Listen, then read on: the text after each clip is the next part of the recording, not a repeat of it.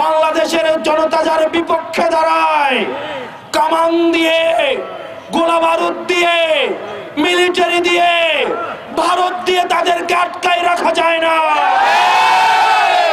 গত 17 বছর আপনাদের প্রতি যে অনাস্থা তৈরি হয়েছে, সেই অনাস্থা থেকে আস্থা অর্জনের পরীক্ষা হচ্ছে আপনাদের 12 তারিখ।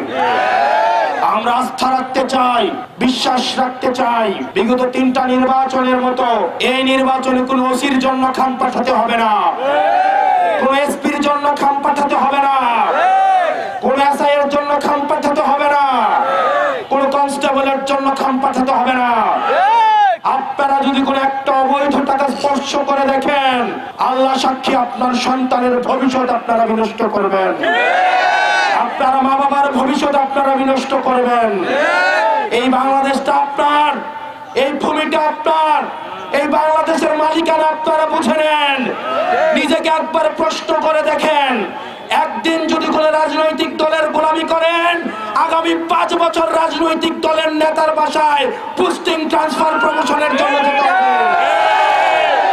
এই নির্বাচনটা আপনাদের একটা অগ্নি পরীক্ষা। বাংলাদেশের মানুষ আপনাদেরকে বিশ্বাস করবে কি করবে না, আবার রাস্তায় আনবে কি আনবে না, সেটার অগ্নি পরীক্ষা হচ্ছে এই 12 তারিখ। আপনাদের বিএনপির পুলিশ হওয়ার দরকার নাই, জামাতের পুলিশ হওয়ার দরকার নাই, এনসিপির পুলিশ হওয়ার দরকার নাই।